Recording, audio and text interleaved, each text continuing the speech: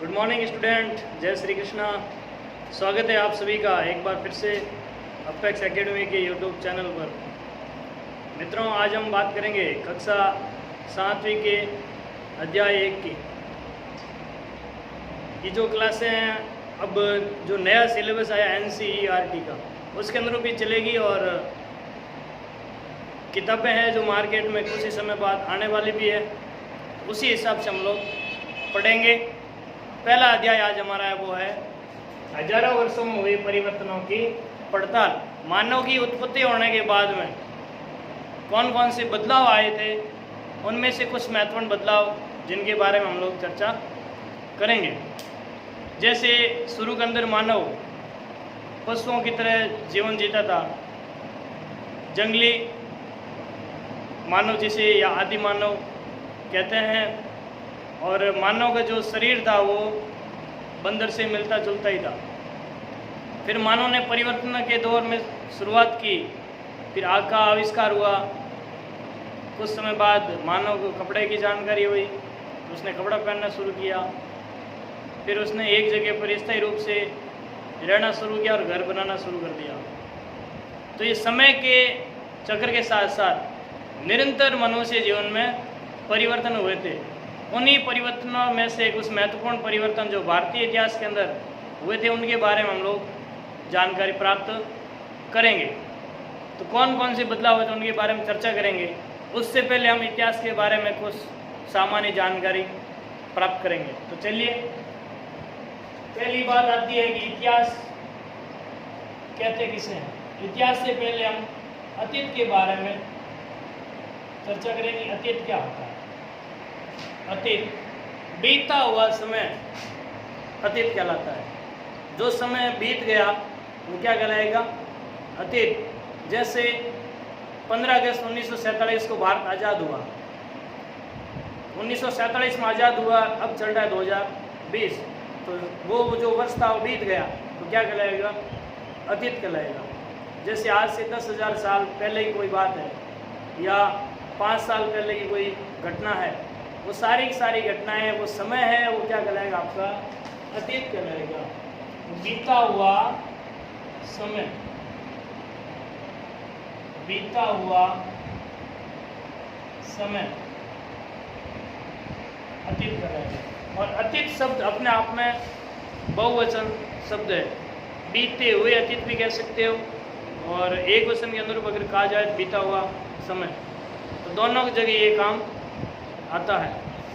अतीत के बाद में अगर बात करें इतिहास की, इतिहास क्या चीज़ है? अतीत के बारे में जानकारी हम लोग किससे प्राप्त करेंगे? इतिहास से। इतिहास दो शब्दों से मिलकर के बना है, इति और हास। इति मीन्स बीत गया, हास जिनके बारे में हमें जानकारी प्राप्त होती है। तो बीते हुए समय की वे महत्वपूर्ण घटनाएं जिनका इतिहास के ऊपर या तत्कालीन समय और समाज के ऊपर प्रभाव पड़ा था, उन्हें हम क्या कहेंगे? इतिहास कहेंगे। अतीत की महत्वपूर्ण घटनाएं, अतीत की महत्वपूर्ण घटनाओं का क्रमबद्ध अध्ययन इतिहास कहलाता है। अतीत जो बीता हुआ समय, उसकी जो महत्वपूर्ण घटनाएं हैं, ध्यान रखना मित्रों। जैसे आपने कल सुबह खाना खाया, ये बीते हुए समय की घटना है, लेकिन ये महत्वपूर्ण घटना नहीं है, क्योंकि आपके खाना खाने वाली घटना है, उसका समाज पर, देश पर या दुनिया पर किसी भी प्रकार का कोई फर्क नहीं पड़ा। फर्क सिर्फ इतना पड़ा कि 3 से 4 घंटों के लिए आपकी भूख है वो शांत हुई थी, तो इसे आप महत्वपूर्ण घटना नहीं कहेंगे। अब जैसे भारत आज़ाद हुआ, ये घटना क्या है? महत्वपूर्ण घटना है, क्योंकि इस घटना के बाद भारतीयों के जनजीवन पर पूरा प्रभाव पड़ा था कि हमारा आज़ादी से पहले शोषण होता था, बाद में हमें अपने मूल अधिकार प्राप्त हुए थे। तो एक महत्वपूर्ण घटना थी। ऐसे ही बीते हुए समय की जो महत्वपूर्ण अतीत की घटनाएं हैं, उनका क्रमबद्ध अध्ययन करना। कैसा अध्ययन? कर्मबद्ध, अध्ययन मीन्स उनके बारे में जानकारी प्राप्त करना। कर्मबद्ध का मतलब क्या है? कर्मबद्ध का मतलब होता है इसमें इतिहास दो तरीके से पढ़ा जाता है। एक होता है प्राचीन इतिहास से वर्तमान तक, अतीत से वर्तमान की ओर, एक होता है वर्तमान से अतीत की ओर। अब जैसे एक पौधा होता है, सबसे पहले बीज होता है, बीज जमीन के अंदर गिरता है, अंकुरित होता है, फिर छोटी सी कोंपली निकलती है, फिर छोटा पौधा बनता है, फिर उसकी हाइट बढ़ती है, तना लंबा होता है, खूब सारी शाखाएं आती है, फिर वो पेड़ बनता है, उसके ऊपर फूल पत्तियाँ फल वगैरह आते हैं और उन फलों में से वापस बीज निर्मित होता है। तो ये सारी घटनाएं क्या हुई थी? कर्मबद्ध हुई थी। उसी प्रकार इतिहास की अगर आपको जानकारी प्राप्त करनी है तो आपको इतिहास को कर्मबद्ध तरीके से पढ़ना पड़ेगा। जब तक कर्मबद्ध तरीके से नहीं पढ़ोगे कुछ भी समझ में नहीं आएगा। जैसे उदाहरण के लिए मान लो हमने पहले पढ़ लिया, आज से 15 साल पहले की घटना है, फिर आज़ाद भारत पढ़ लिया, फिर वापस 2000 साल पीछे चले गए, उनके बारे में जानकारी प्राप्त कर ली, तो मतलब ये जो ज्ञान था हमारा स्थायी ज्ञान नहीं कहलाएगा। तो कर्मबद्ध ढंग से अध्ययन होगा वो इतिहास होगा। इतिहास अपने आप में एक विज्ञान है जो व्यवस्थित तरीके से पढ़ा जाता है।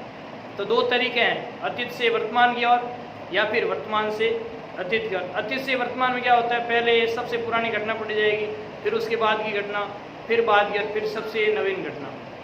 और जो वर्तमान से अतीत की ओर तो उसमें वर्तमान की पढ़ेंगे, फिर इससे पुरानी, उससे और पुरानी, फिर लास्ट में सबसे पुरानी। और जो सबसे महत्वपूर्ण जो पद्धति काम में ली जाती है वो है अतीत से वर्तमान की ओर।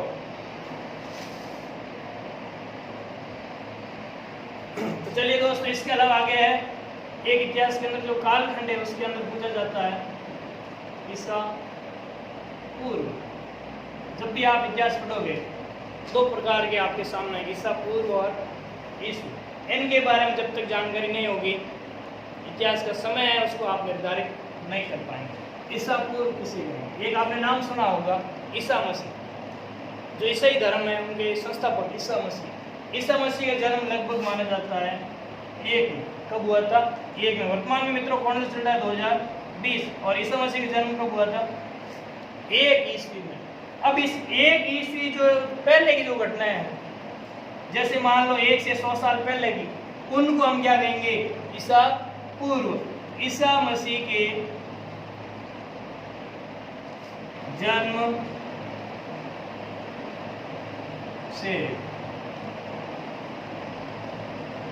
ईसा मसीह के जन्म के पूर्व का समय क्या कहलाएगा? ईसा पूर्व। इसे इंग्लिश में बोला जाता है BC भी कहा जाता है। इसे क्या कहते हैं? BC, before Christ. उदाहरण की अगर बात करें, जैसे 100 ईसा पूर्व, 600 ईसा पूर्व, 1000 ईसा पूर्व, ये सभी क्या है? ईसा के जन्म के पहले की घटना है। जैसे मान लो 1 के अंदर ईसा का जन्म हुआ, अब इनसे पहले 10 साल पहले कोई घटना है, इनसे 10 साल पहले होगी तो उसे बोलेंगे 10 ईसा पूर्व। अब इनके जन्म के बाद की घटनाएं होगी, उन्हें हम बोलेंगे 10 ईस्वी। ध्यान रखना मित्रों। अब जैसे आपको उल्टी गिनती 100 से याद करने लिखा जाए, आप पहले 100 बोलोगे, फिर 99, 98, 97, 96, 65, ऐसे कर करके आप 1 तक आओगे। तो वो 1 आपका क्या है? ईसा का जन्म।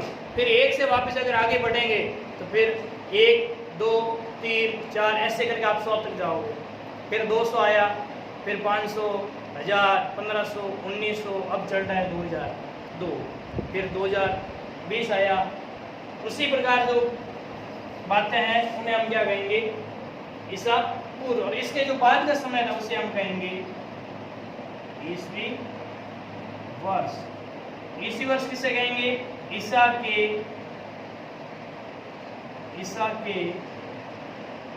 जन्म के बाद का समय। ईसा के जन्म के बाद का समय क्या कहलाएगा? ईस्वी वर्ष कहलाएगा। जैसे अभी चल रहा है 2020, ये क्या है? ईस्वी वर्ष है। तो लगभग आज से 2020 साल पहले किसका जन्म हुआ था? ईसा मसीह का। जिस प्रकार ईसा पूर्व को बीसी कहते हैं, उसी प्रकार इसे एडी भी कहते हैं। क्या कहते हैं मित्रों? एडी, एनो डोमिनी। इनके अगर उदाहरण की बात करें तो 100 ईस्वी। ध्यान रखना वहां पे 100 ईसा पूर्व 2 आएंगे, यहाँ पे छोटा शॉर्टकट आएगा 100 ई लिखा आएगा, और यहाँ बिंदु, इसका मतलब ये ईस्वी है। फिर अगर बात करें 500 ईस्वी, जैसे 1947 ईस्वी, 2020 ईस्वी। ये क्या है? ईस्वी वर्ष है, ईसा के जन्म के बाद की घटना है। ये आप ध्यान रखोगे तो आपको इतिहास पढ़ने में थोड़ी आसानी होगी। आगे बढ़ते हैं। हमारा जो टॉपिक है वो था आपका हजारों वर्षों में जो परिवर्तन हुआ था उसके बारे में चर्चा करेंगे। तो फटाफट इसको अपनी नोटबुक में नोट करेंगे।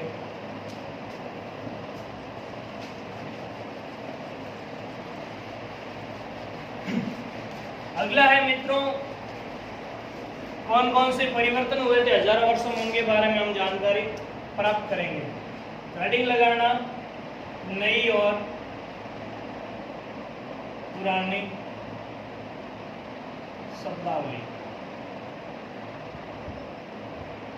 नई और पुरानी शब्दावली, इसमें हम चर्चा करेंगे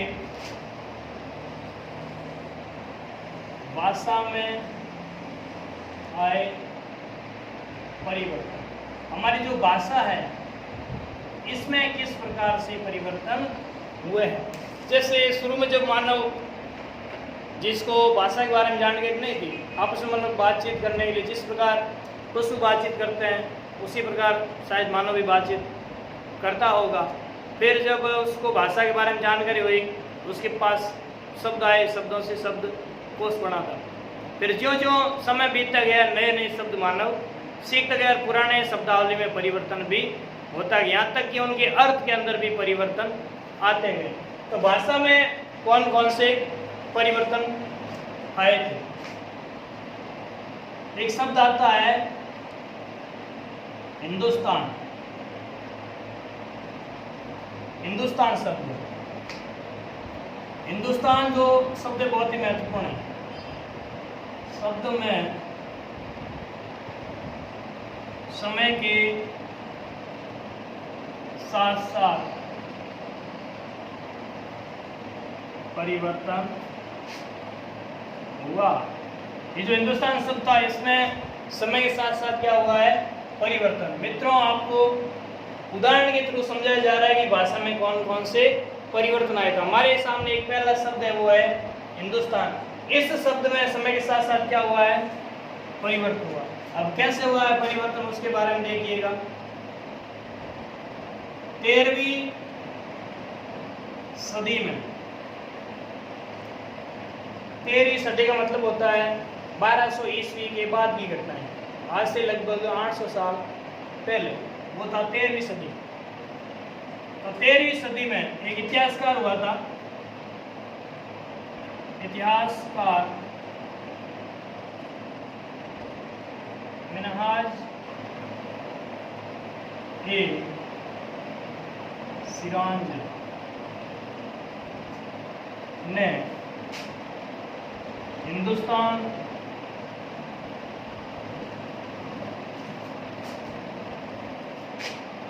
शब्द का प्रयोग पंजाब, हरियाणा व गंगा के मैदान के लिए किया था। मित्रों, आज जिसे हम हिंदुस्तान कहते हैं, 13वीं सदी के अंदर जो इतिहासकार था मिनहाज ए सिराज, उसने कहा था कि हिंदुस्तान किस किस के लिए प्रयोग किया? इसने पंजाब, हरियाणा और गंगा का मैदान, यानी कि उत्तरी भारत के लिए इसने कौन सा शब्द काम में लिया था? हिंदुस्तान। इसी शब्द को 16वीं सदी में बाबर ने जो भारतीय उपमहाद्वीप है, भारतीय उपमहाद्वीप की संस्कृति, भूगोल,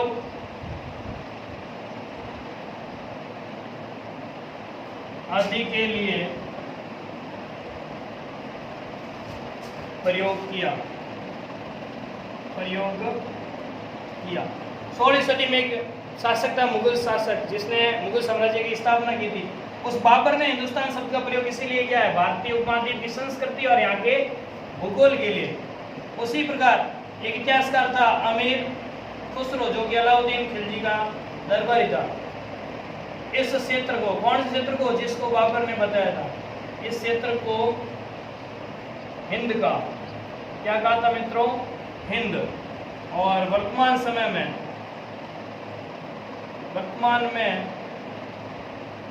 हम संपूर्ण भारत के लिए इस शब्द का प्रयोग करते हैं। तो आपने देखा होगा कि भाषा में भी परिवर्तन आया। जैसे हिंदुस्तान शब्द था, उसमें परिवर्तन हुआ। 13वीं सदी में इतिहासकार मिनाज सिराज ने इसे पंजाब, हरियाणा और गंगा के मैदान में उपयोग किया था। बाबर ने इसको भारतीय उपमहाद्वीप की संस्कृति और भूगोल के लिए, जबकि अमीर खुसरो ने जो भारतीय उपमहाद्वीप क्षेत्र था इसके लिए शब्द काम में लेता है हिंद। लेकिन वर्तमान में हम संपूर्ण भारत के लिए शब्द का प्रयोग करते हैं। ये था भाषा के साथ में समय के हिसाब से हुए परिवर्तन। अगली जो टॉपिक है आपका, नेक्स्ट क्लास में इसके बारे में चर्चा करेंगे। तब तक के लिए नमस्कार, आपका दिन शुभ हो।